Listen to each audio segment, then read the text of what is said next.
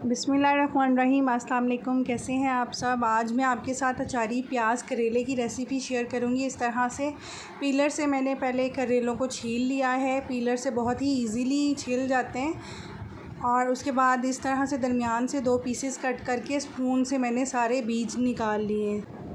और ये देखिए इस तरह से छोटे छोटे पीसेस में मैंने इनको कट कर लिया सारे करेलों को। आज मैं आपको एक छोटी सी टिप बताऊंगी जिस तरह से मैं करेले वॉश करती हूँ। बिल्कुल भी कड़वे नहीं बनते।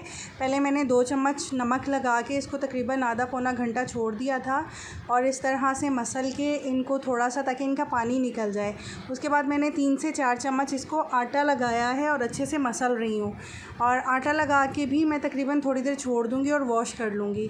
फिर उसके बाद अच्छे से निचोड़ के तो इस तरह से करेलों को मैंने फ़्राई कर लिया। 3 प्याज ली हैं मैंने, उनको इस तरह से स्लाइस कट किया और हाफ़ कप ऑयल में प्याज को फ्राई कर लूँगी। इतना फ्राई करूँगी कि सॉफ़्ट हो जाए, कलर बिल्कुल भी नहीं आना चाहिए प्याज पे। ये देखिए प्याज सॉफ़्ट हो चुकी है, कलर मैंने बिल्कुल नहीं दिया है। अब मैं इसमें तकरीबन 3 से 4 टमाटर स्लाइस कट किए हैं और 5 से 6 हरी मिर्चें ये मैं डाल दूँगी और थोड़ा सा चला के इसको मैं ढाँप दूँगी 3 से 4 मिनट ताकि हमारे टमाटर अच्छे से गल जाएँ।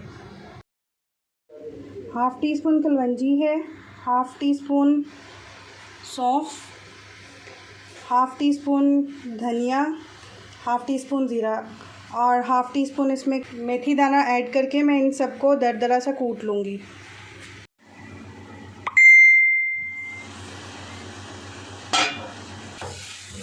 टमाटर गल चुके हैं। अब मैं इनमें स्पाइसेस ऐड करूँगी। स्पाइसेस में जो मैंने आपको बताया था कि वो सब मैंने कूट लिए, जिसमें ज़ीरा, धनिया, कलवंजी, मेथी दाना, ये सब मैंने दरदरा सा इस तरह से कूट लिया है। 1 टीस्पून सॉल्ट है, 1 टीस्पून पिसी लाल मिर्च है, हाफ़ टी स्पून हल्दी पाउडर है। ये सब ऐड कर दूँगी।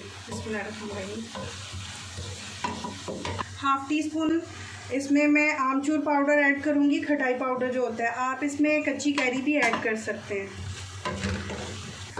ये जो करेले फ्राई किए थे मैं ये ऐड कर दूँगी। इसमें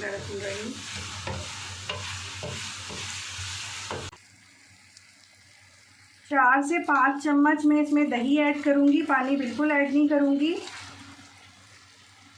ये दही के पानी में ही कुक होंगे। अब इसको अच्छे से मिक्स कर लेंगे और दम लगा के तकरीबन 8 से 10 मिनट में इसको दम वाली आंच पे ही पकने के लिए छोड़ दूँगी। अब मैं इसको ढक के पकने के लिए छोड़ दूँगी।